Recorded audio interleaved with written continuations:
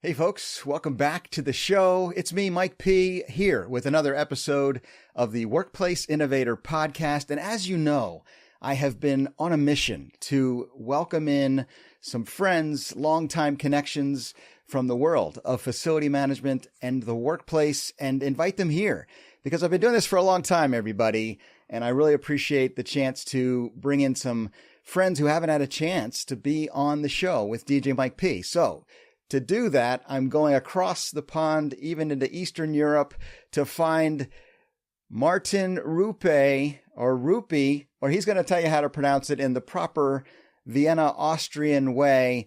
But joining us from Austria, he is someone I've known for so many years in the IFMA community. He is incredibly engaged there. He is an active leader in our community of Workplace Evolutionaries. He is involved with the IT community of IFMA, and he's a consultant doing incredible work, as his LinkedIn profile says, transforming facilities and workplaces through strategic consulting, digital innovation, and data-driven solutions. And you know what that makes him, everybody? A workplace innovator. Everybody welcome Martin Ruppe to the show. Martin, welcome. Hello, Mike. Thank you for the invite. Happy to be here. And as you said, we've been speaking for a while to finally meet online as well with a session. Yeah. Happy to be here with you. How long's it been, Martin? I was trying to figure it out. We've met each other, I don't know, a decade ago. How long have you been involved with IFMA? Well, my first international IFMA event was in San Diego when the welcome party was at the aircraft carrier, the Midway. Yes, that was amazing. And that's also the first time we met. Is that 2016, 2017, maybe? Something like that. Somewhere around there, yeah.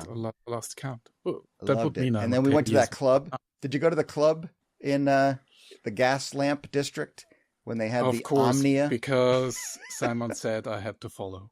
And who doesn't know Simon?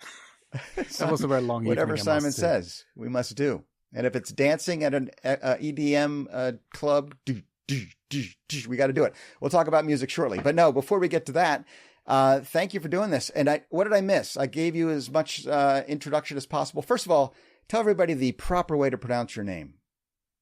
Well, there are many ways. So I'm used to Ruppe if someone speaks English, but otherwise it would be Ruppe in German. But there is no right or wrong. So I'm used to both. Rolling with the punches, rock and rolling here on the Workplace Innovator podcast. I appreciate that. In fact, I'm so excited to do this. Martin, you're the first guest ever from Austria. And it's my first chance to quote my favorite movie from the 90s, the Jim Carrey classic Dumb and Dumber, where I say, that's a lovely accent. Where are you from? And you say, you're from Austria. And I say, well, good day, mate. Put another shrimp on the Barbie. Dumber. That's kind of a joke, but it's really bad. But that's what we're used for. You know, they're sometimes even joking that there is a special counter at our airport for people who tried to fly to Australia and ended up in Vienna. But I do know a friend of mine, she signed up for university to go abroad and she wanted to study in Australia and she was surprised she got a spot, but she didn't realize that she was crossing Austria instead of Australia. Oh, no. But then that's how she ended up here. It's a real thing that happens, a real mix-up. It is a real thing, it is. Well, for all my friends out down under in Australia, I have many of them, listeners, friends, people who have been on this show. I hope they got a chuckle out of that because, again, Australia. We'll get into the music thing because I know you're a fan of Australian music. So we'll talk about that in a second. But I want everybody to hear your story, Martin. You haven't had a chance to be on the show before. I've known you for years. I know your leadership at IFMA, Workplace Evolutionaries. Shout out to all our friends there, the IT community. But tell me, from your perspective, how you ended up where you are today. Well, you know, I grew actually up in a restaurant, so in a family business, local Austrian cuisine in a house which is older than the United States. And there I had a very interest in becoming a carpenter, but then my mother said, you should go on a higher school. So I went to a school for interior design, which is located in Hallstatt. And it's one of the most scenic places most tourists would see in Austria, located beautifully next to a lake. Even was recently featured in a movie with Keanu Reeves when he did like the John Wick ballerina movie. So they killed half of the village okay. in the last part of the movie. Oh, And wow. even my whole home area, I'm from a place called Bad Aussee in German, but again, another reference to Australia. If you read it in English pronunciation, it turns into Bad Aussie. Bad And Aussie. Okay. a couple of funny stories, just because someone read this name of my hometown and they said like, "Are you serious?" That's great. That's And great. so yeah, I grew up in a tiny mountain village and finished the school. I had deep interest in CAD, in 3D-dimensional design, and so. And then after the school, I decided to go to university. I went to Vienna, did an IT degree, and it somehow happened that I combined my architectural skills, my interior design skills, my CAD skills, IT skills, and I ended up implementing facility management software. So that's how I started into the industry. And my first Excellent. boss was Excellent. Peter Prischl, also not unknown in the IFMA world. Mm-hmm. And after quite a few years in the industry, I decided I also would like to have some kind of a formal training in FM. And so I did an MBA program for facility management. And that's where I met Pat Turnbull. And Pat, the she wonderful invited me. Pat Turnbull. She Yes. invited me over. And back then I said, never been in San Diego at that time. I also had a good friend of mine from the army living in Hawaii. So like, okay, well, that's a good combination. Go first to San Diego, go then to my friend on Hawaii. And so, and I think it was like 2016 that I was San Diego, the conference. Yeah. Flight prices were so cheap. It was unbelievable. And I said like, okay, well, now I have no reason not to go. And Good deal. And then Pat just decided, Kate North, like, I have to become a member of WE, and that's how it started. And they really made sure that I enjoyed the conference, to get the vibe of the community of IFMA. And then there were also some Austrians I knew, and so it was then pretty easy to fall for IFMA. And I didn't know that I have this thing for associations, and also it was such a great reception also at the Midway. Like it was just like from the beginning till the end, it was a fabulous experience. It's amazing. And that's how I got community. into IFMA. Yeah. I'm not surprised, Martin. Once you get involved or someone invites you and you have a chance to meet these people. I mean, I've been talking about it for 10 years on these podcasts and longer. I've been involved for 15 or so. Just love this community, love the humbleness, the servant-oriented nature, the wanting to help each other. It's just inherent in the personality of most FM professionals and workplace leaders. They want to create wonderful places and spaces for people to thrive. So that's what we are so excited to talk about here on this podcast. And I've had so many interactions with you and others over the years on webinars and in mosh pits and at conferences. We could spend our whole time talking about that, but we got to talk about music because it's my favorite topic and you know this. So tell me, what type of music gets you inspired? I enjoy music all over. So I couldn't pin out categories I really love or I don't like, because every piece has a quality for itself. But as an Austrian, I'm a big fan of Australian music, and well, there is some relationship with me and Australia, as you know. And so really Australian music from Austria, Austrian music or Australian music? No, Australian. I was going to say, it's getting complicated if an Austrian talks about Australia. I also did an exchange over there for half a year. You've been to Australia. A couple of times. I lost count by now. Most likely this year, the next time. I quite enjoy their music, like Jimmy Barnes, Hunters and Collectors, and there's so many other ones. Killing Heidi. It's such a long list of amazing bands and if you're there, you know why they have so many bands, because it's a thing to be in a band, even if. If you're in Melbourne, there is like live. It feels like there's a live band everywhere when you go out on the major days of. Like Friday, Saturday, so it's pretty hard to avoid live music. So but there's so many other great bands. I enjoy like Walk Off the Earth. I don't know if you know them, Or there's I an don't think Austrian so. called Ruskaya. It's like ska music, but it's fun to listen. Or Great. Kawaii from Hawaii. And of course, classical music. I really enjoy classical music, like Mozart Mozart or came from your hometown, right? heavy Wagner music. Yeah, Yeah, yeah. my hometown has a very special style of traditional music, especially with violins. And Yes. it's that has such a joyful sound, and it's just something I really like to hear. Well, this is And I something know that not I go ahead. Go ahead. I was going to say this is no, something I'm please, very please, please, excited please. about because of my growing up in the 80s. The greatest export from Vienna, Austria, Martin, was the artist Falco, and I was introduced to, him and Der Kommissar and Rock Me Amadeus and Vienna Calling. Come on. Vienna Vienna Calling. calling.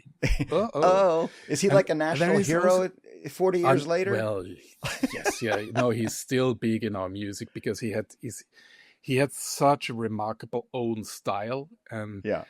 that it's even amazing. I have a friend from the eastern part of Europe, and he is obsessed with Falco. And I think every second week he drops me a message and asks me about Falco or anything, or it's like, oh, That's you have great. to hear this song from him. I just found that one. It's a rare one. Come on and But rock me also, Amadeus. I love it. yeah, Rock Me Amadeus. This is it's quite a lot. But there is a funny one from my hometown. They are called Joy. They sound Mm. like modern talking, and they still go on tours in Eastern Europe, down to Russia, to sometimes China, Mongolia, and but here on radio you barely hear them anymore. But over there, because they're like considered 80s music, they are so popular there. Well, that's what we try to do here on the Workplace Innovator podcast is keep 80s music alive. So you've done a great job with that, Martin. We could spend the whole time talking about Australian and Austrian music, but we got to keep moving. I got to keep inspiring our But listeners. since Go you have ahead. an American audience, I do have a favorite album right now, and that's an American one, and that's from Bruce Springsteen, "The Letter to You." That's for me, Okay. The acoustic Boss. album, just Yeah. beautiful. From my hometown of New Jersey. That's another part of the quote from Jim Carrey in Dumb and Dumber. He says, "Lovely accent. Are you from New Jersey?" And she goes, "No, Austria." I forgot. That was part of the joke. Hey, what about quotes? We often share inspiring quotes here. Martin, do you have one you could offer up today? Well, as you know, I'm a qigong practitioner and I practice qigong. I'm quite like into Chinese medicine and those things, and it happens to be actually an animation movie where I got a quote, and I really enjoy that one. Um, I'll give you the quote. Maybe you guess the movie. It's yesterday is history. Tomorrow is a mystery. Today is a gift. That's why it's called present. That's why we call it present. I love it. I love it. Is that Kung Fu Panda? Jack Black? Yeah, it was Okway in Kung Fu Panda, Okay. who when they were standing under this, was it a tree of peaches or something? Yeah. Yeah. Good stuff. I love it. I love it. Hey, so the show's called Workplace Innovator, and I know you have a lot of experience speaking to audiences and working with clients and trying to move the needle in the workplace and facility management world, and innovation's a part of that. What do you think of, though, when you say, hey, Mike's trying to encourage our listeners to be a workplace innovator? It's different for everybody, but what comes to mind for you? Well, right now there's so much innovation coming up, and people, it's quite often it happens that people focus just on the technology. Let's install this, let's implement this. But you need to have an idea why you would like to introduce a new technology. That's when you cited my slogan from the LinkedIn profile. You need to have a strategy why you want to do something. And to really be innovative, I think it's having a good strategy because that allows you to see where the gaps are within your organization, where you know where you want to go. It's much easier to find the right steps. Whereas if you just say like, okay, what the competitions are using this tool, which tool should I be using? That's not how you should pick tools. Or Right. if you feel a pain, you need to also understand why you want to get rid of the pain and where do you want to go. And if you manage that combination, I think you are innovative. Because innovation is not just to use the newest tools. It's for me, it's to use the right set, to understand where your troubles are, where you want to go in future, and then everything else becomes so much easier. Change management becomes easier. Telling the people why you're doing this becomes easier. Absolutely. I agree, Martin. That's so well said. It's something we are always emphasizing here, this holistic view of the built environment and all of our many different roles. And it's not just about technology. It is about those human factors, the strategic way to better communicate the value of whatever the change. And it could be implementing a tech tool, or it could be just a new way of looking at the workplace, hybrid working, and understanding, the needs of our people. But the why and getting to the why is what we're all about here as well. So I know you're active in our world talking about these things. What are you most focused on here? In the middle of 2026, we've got World Workplace in the fall coming up, and I'm sure there's going to be lots of topics. Are you speaking this year, by the way? Yes, and we have a very strange luxury this year. And it feels already something like we haven't had for most of the conferences before. Like, example, the We community, we're already so well prepared. We have our masterclass on Tuesday before the conference setup. We have our keynote speakers. We have the program already lined up. Everything is already prepared. We have the location. We have, together with the IT community, together with the EMEA, IFMA members, we will have a social event. And, Amazing. most of it's organized. And it's still 3-4 months to go. It feels like we are far too much ahead. Way too prepared. It gives a good feeling. It really gives a good feeling because most of the years it's a bit different. Yeah. No. Okay. I didn't know. I'm not usually privy to what goes on behind the scenes, but it always comes off so seamlessly. I show up at World Workplace, have a great time at the happy hour, enjoy all these amazing presentations. I've had the privilege of joining those conversations as well. So I look forward to seeing you in Anaheim, Mickey Mouse's hometown, Disneyland right down the street.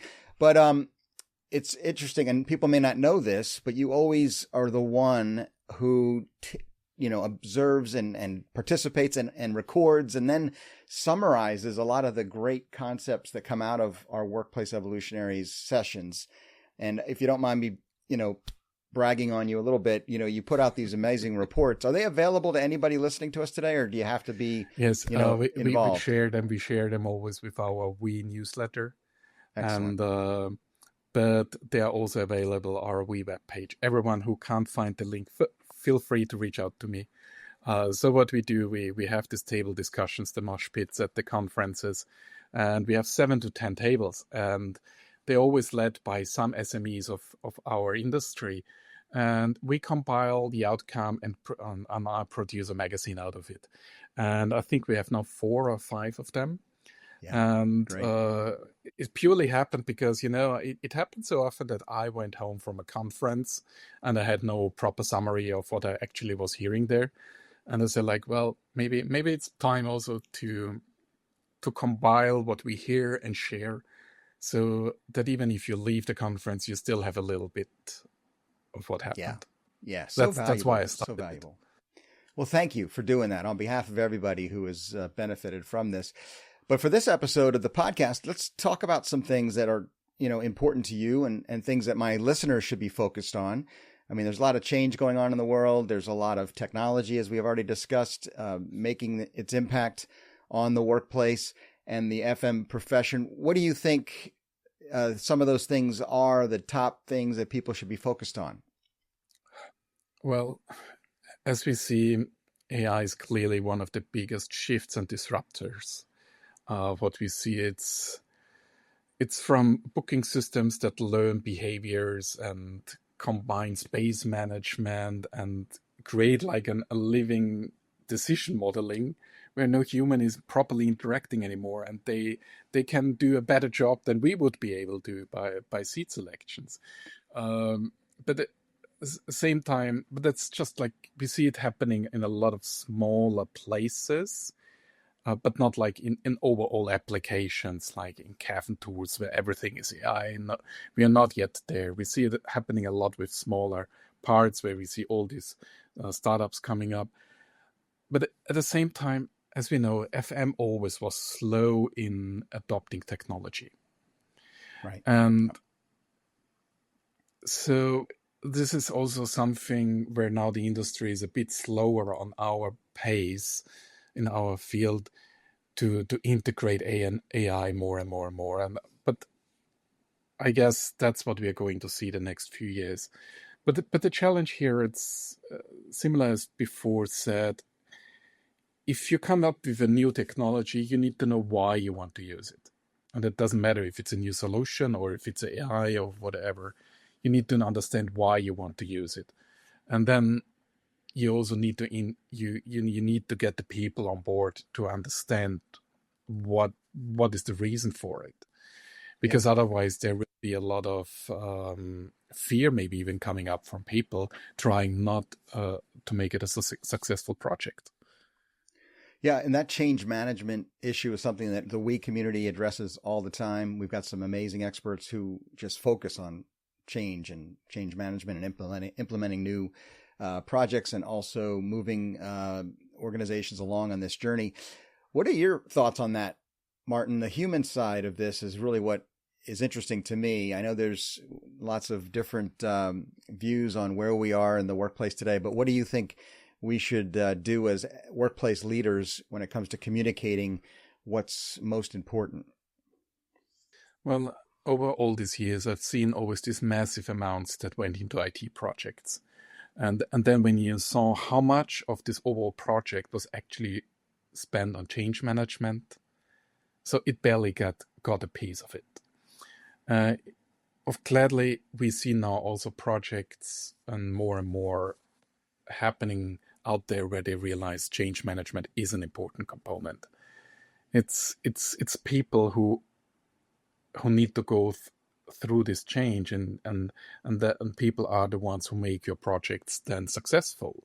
But if you do not onboard them on your projects with proper communication, proper change management, how do you want to be successful in a large project? Smaller teams, they do fine, they know why. But if it gets larger, you need to formalize that with change management. And you see that projects who really went successful on a large scale, they had a proper change management. Back then, when I worked for Erste Bank, we had a massive transformation, 25 locations into one new headquarters. Wow. So we moved about 5,000 people to the new headquarters. And back then, because of the financial crisis, we gained 1 year more in the planning. And later on, we realized we were really happy because it allowed us to do more change management.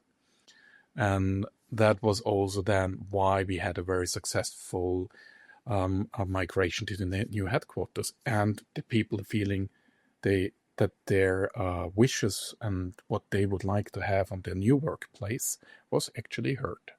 And it became a very successful project. But their time and resources was available for change management. There it is. The why is the theme of this episode, Martin. It always comes top priority in these conversations. We must understand, why we're doing what we're doing and communicating it effectively.